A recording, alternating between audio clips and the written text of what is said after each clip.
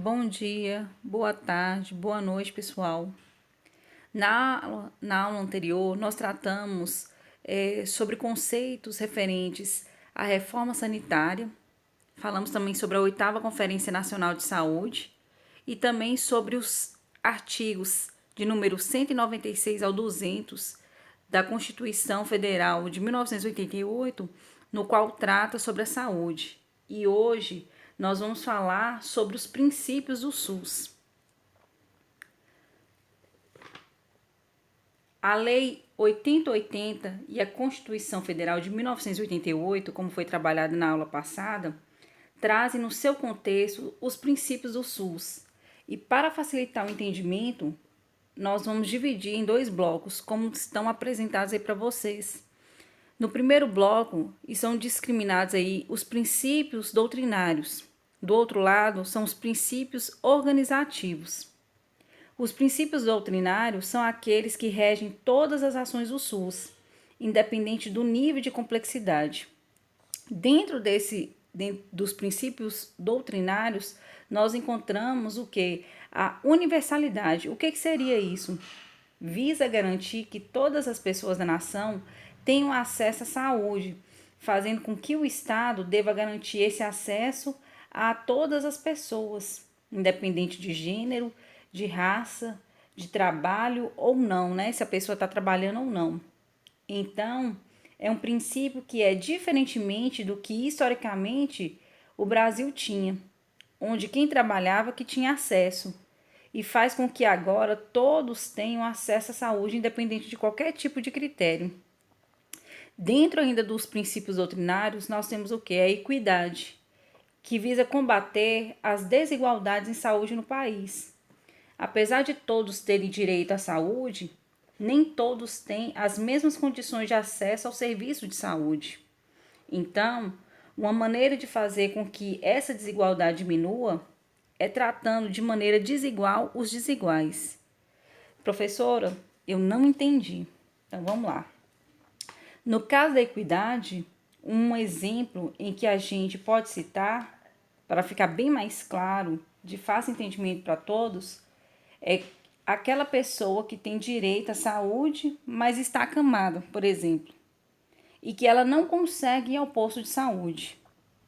Uma ação que vai fazer com que essa pessoa tenha os mesmos direitos, as mesmas condições de acessar o serviço de saúde, tanto quanto outra pessoa que consegue ir ao posto de saúde, propriamente dito, são as atividades de atendimento que, no caso, a gente fala que são a atenção domiciliar. Então, isso foi feito para que as pessoas que têm algum tipo de dificuldade, que vão ficar em casa, mas merecem tanto quanto os outros as condições de acesso ao serviço de saúde, elas também podem ter acesso a esse serviço. A gente está tentando e tratando essa pessoa, né, de uma maneira desigual, fazendo com que ela consiga se aproximar dos outros que de alguma forma consegue ter acesso ao serviço de saúde, ou seja, trata a pessoa de maneira desigual de acordo com a sua necessidade. Entenderam? Dentro ainda dos princípios doutrinários, nós temos o que? A integralidade. O que seria isso? A integralidade entende o usuário do SUS como um todo, visa desmistificar aquela doença como um simples problema e entender quais são as complexidades que estão por trás da queixa. Visa levar aquele usuário do SUS promoção, a prevenção e também a questão do tratamento. E não somente o tratamento como antes acontecia no SUS. Dentre os princípios organizativos, a gente tem a hierarquização, a regionalização, a descentralização e a participação social. Nós vamos por partes, tá? Nós vamos explicar um de cada vez. A hierarquização, pessoal, nada mais é do que organizar o serviço de saúde por níveis de complexidade. Aqui no país e em muitos outros países, existem 3 níveis bem comuns. no qual são a atenção básica, ou também chamado de atenção primária à saúde, a média complexidade, que comporta as especialidades, como por exemplo, os centros especializados de fisioterapia, de fono, os CAPs, e a alta complexidade, que normalmente entram os hospitais. No próximo slide, nós temos aqui, vou mostrar para vocês aqui a questão da pirâmide, tá? Então, a questão aí da base dessa pirâmide, a gente tem em torno de 80% das demandas, na metade da pirâmide em torno de 15%, e no topo dessa pirâmide nós temos 5% de complexidade, no caso assim, dos níveis diferenciados. O que isso significa? É muito interessante a gente perceber que o nível tecnológico exigido fica mais complexo à medida que sobe ao topo da pirâmide. Quando a gente vai a um hospital e percebe uma fila com uma série de problemáticas que são relativamente básicas, a gente entende que a atenção básica ou primária à saúde não está funcionando naquela região. Idealmente, quando os postos de saúde estão funcionando, há uma drenagem bastante intensa, fazendo com que os hospitais cheguem apenas o que realmente é de situação hospitalar, ou seja, se dentro de uma região as unidades básicas de saúde funcionam do jeito que elas devem realmente funcionar, desabastece, pessoal, essa questão dos hospitais. Os hospitais não vão ficar com filas. Por quê? Porque a atenção primária, a atenção básica, conseguiu resolver o problema de nível básico e não teve o quê? Superlotação do hospital. E aí, o que acontece também? É esse viés que é muito importante quando a gente passa a pensar em saúde, considerando que com essa base da pirâmide de 80%, a gente tem a atenção primária, a principal estratégia de saúde no Brasil, que está concentrando o quê? Essa questão da estratégia de saúde da família. Então, assim, se está funcionando direito, não vai superlotar. Muitas vezes, a questão da atenção primária funcionante, ela tem esse poder de resolução que não vai fazer com que os pacientes fiquem internados. Por isso que a maior taxa fica encontrada onde? Fica encontrada na atenção primária, na questão base mesmo, na coisa básica, para não chegar em níveis superiores de quando não consegue mais resolver, ou então consegue, mas com tratamento mais complexo. Ok? Vamos agora voltar para outro princípio, tá? Que vai ser da regionalização. O que seria a regionalização? Ela visa articular todos os serviços de saúde de uma determinada região, considerando o contexto, a realidade daquela região. Então, apesar da gente ter algumas métricas e alguns indicadores do próprio Ministério da Saúde, cada realidade municipal é diferente. E quando vai ser instalado qualquer tipo de saúde novo, é importante considerar o que já tem naquela região. A descentralização, que é outro princípio, que é o terceiro princípio organizativo, visa fazer com que cada ente federativo tenha um nível de responsabilidade diferente. E pensando nessa questão mais contextual, é trabalhado o quê? A autonomia dos municípios. O município, independente da macro-região brasileira que se encontra, que a gente está falando, vai ter autonomia para pensar de que forma que a saúde vai ser tratada dentro daquela realidade. É lógico que, por não ter tantos recursos, o município fica mais preso na questão do quê? Da atenção primária, tendo algumas ações normalmente voltadas para o quê? Para para média complexidade. Mas pensando, por exemplo, na atenção básica, o município vai planejar de que forma que a estratégia de saúde da família vai funcionar dentro daquele contexto. Por exemplo, quantas equipes de estratégias de saúde da família serão necessárias, quantas equipes do núcleo de apoio de saúde da família deverão também ter o poder para alcançar o que é desejado dentro daquele planejamento, né? Dentro daquela população. E isso tudo consegue através de quê? Consegue através de planejar e justificar depois para o Ministério da Saúde, fazendo com que fique mais próximo da sua realidade. Quanto à participação social, que é o último princípio organizativo, está fixada na Constituição Federal de 1988. A gente até abordou isso na aula passada também. Na Lei Orgânica de número 8080 de 1990. E traz suas ferramentas importantes para que a gente consiga debater, controlar e ter a transparência desejada nas ações de saúde. Dentre essas duas ações, então a gente vai citar o quê? As conferências de saúde e os conselhos de saúde. Tanto as conferências de saúde quanto os conselhos de saúde, eles vão acontecer do micro para o macro. Ou seja, pensando no conselho de saúde, você pode e deve ter um conselho local de saúde que vai estar dentro do seu posto de saúde. Inclusive, alguns não possuem isso, mas você pode requisitar para que haja esse espaço, esse momento para debater os problemas de saúde local. Os conselhos municipais de saúde, os conselhos estaduais e o conselho em nível federal.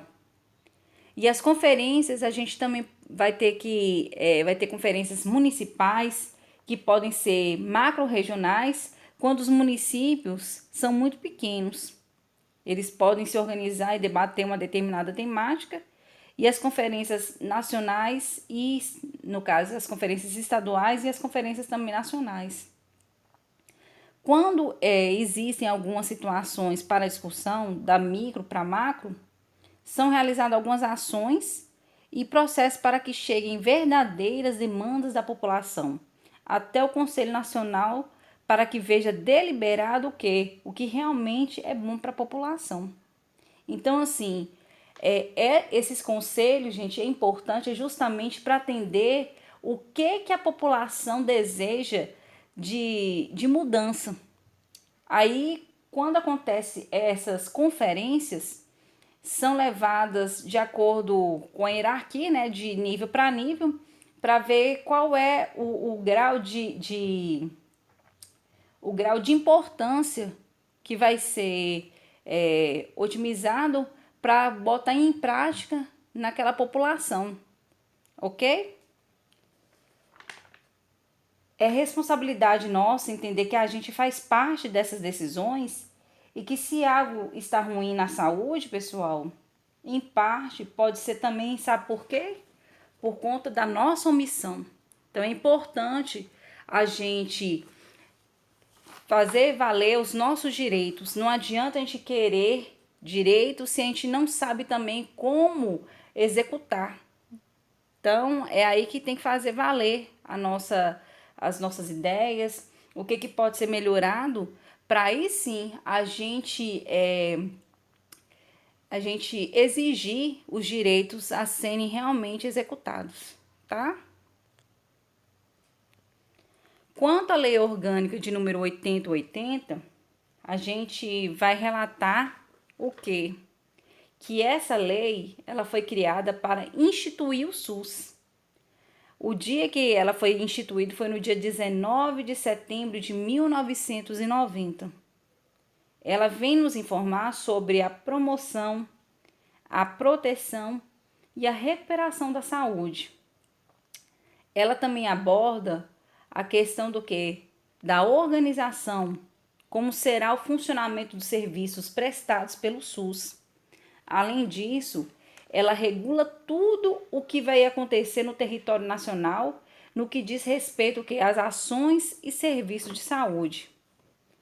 Uma das situações que ela define é que como os poderes do governo vão atuar sobre o SUS. Por exemplo, o governo federal fica responsável por definir, então, ele define quais serão as normas e como que a gente vai atuar. Já o governo estadual vai coordenar e o municipal, pessoal, é quem de fato vai executar. Que é isso, gente? Então, explicando para vocês, o município seria realmente o responsável por dar a saúde. O estado ia coordenar os municípios, se estão fazendo de forma bem feita os seus papéis, e o nacional ficaria mais definido, dizendo como tudo deve acontecer.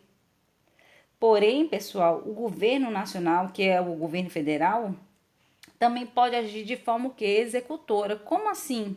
Como que ele poderia agir? Quando isso pode acontecer é na questão, por exemplo, da vigilância dos portos, de aeroportos, de fronteiras também, tá? Igual mesmo a questão lá da Amazônia, que ela é protegida por quem? Pelo Exército da Força Nacional. E também quando existem, por exemplo, catástrofes em situações especiais, como foi o que aconteceu no município de Mariana. Nesse momento, o governo federal passa sim a ser um executor. Deixa de ter só o papel de definir e passa também a executar como se fosse um município, tá? A Lei 8080 também nos traz que como a saúde privada vai atuar. A saúde privada fica definida como uma saúde livre e que ela deve atuar de forma complementar ao SUS. O que isso quer dizer? Se, por exemplo, o SUS não tem algum tipo de serviço, ele pode contratar o privado para que o privado supra essa necessidade de que o SUS não tem, tá? Dando continuidade, pessoal, só que duas vertentes ficam faltando na Lei 8080. Apesar de ela ser uma lei bem ampla, que contempla várias situações, por isso houve a necessidade de complementação dessas informações com a lei 8142, também de 1990, que foi o quê? Com a participação da comunidade na gestão do SUS e as transparências intergovernamentais de recursos financeiros na área da saúde. O que é isso, professora? O município é quem executa a saúde, não é isso, como a gente falou? Mas ele não tem como bancar a saúde por completo. Eu não sei se vocês estão se recordando, mas na aula passada nós havíamos falado sobre aquela questão da porcentagem que cada órgão, que cada nível pode ajudar, né? Tem esse papel de dar o percentual. Por exemplo, no município tem aquela questão do percentual de 15%, só que 15% só na saúde é muito pouco. Então, assim, além da arrecadação, além da contribuição que o município tem de dar para a saúde, tem também dos níveis, tanto estadual quanto do federal. E aí, o que acontece? Então, houve a necessidade de quê? A necessidade de complementar a Lei 8080 devido a essas questões. Quanto à participação da comunidade na gestão do SUS, pessoal, ela foi feita de duas maneiras, através dos conselhos de saúde e as conferências de saúde. Os conselhos de saúde acontecem através de reuniões mensais,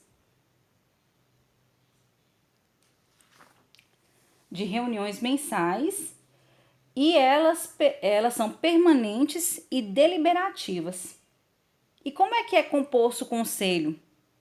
Bom, 50% da população vai da comunidade. São pessoas que usam SUS no seu município. 25% vão ser os profissionais da saúde que atuam naquele município. 12,5% serão os prestadores de serviço e 12,5% serão os representantes do governo. E aí, formado esse conselho, qual é a função dele? É controlar os gastos e a execução da saúde. Então, qual é o papel mesmo? Fiscalizar se tudo que foi proposto na Lei 8080 e na Lei 8142 está sendo bem aplicado. E as conferências, professora? Qual é a função delas? Bom, quantas conferências elas têm como função fazer as diretrizes da saúde. Elas vão criar as regras e as normas de saúde. Por isso, elas não precisam acontecer mensalmente, como é na questão de quem? Na questão dos conselhos de saúde. Então, elas acontecem de 4 em 4 anos. E quem diz que precisa de ter uma nova conferência sempre vai ser o quê? Ou o Poder Executivo ou então os conselhos de saúde. Na verdade, pessoal, o que a gente percebe mesmo é que são os conselhos que solicitam a realização das conferências. E como que a gente fala sobre as transferências dos recursos financeiros? Isso aí está relacionado ao quê? Ao pagamento que é realizado através de transferências regulares e automáticas. O que é isso? Ela é realizada, pessoal, fundo a fundo, ou seja, é o fundo do governo federal para o governo do governo municipal ou então do governo estadual para o governo municipal. Então, assim, fundo a fundo é essa expressão que pode vir o quê? Pode vir do governo federal para o município ou então do governo estadual para o município também. Dessa forma, o município terá o quê? Recursos para arcar com a saúde pública de sua população. Eu espero, pessoal, que vocês estudem, tá? Tanto essa aula que nós demos hoje, quanto as duas anteriores, tá? Já digo também para vocês que já vai ser feita uma atividade avaliativa também, tá? Referente a essas 3 aulas. Boa noite a todos, bom dia, boa tarde, tá? E não se esqueçam, a luz do mundo é o poder do conhecimento.